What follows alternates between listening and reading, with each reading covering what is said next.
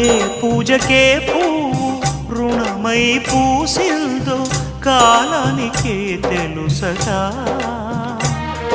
ఆ కాలం కనుమూస్తే కలగా చెరిగేది జీవితం ఒకటేనట.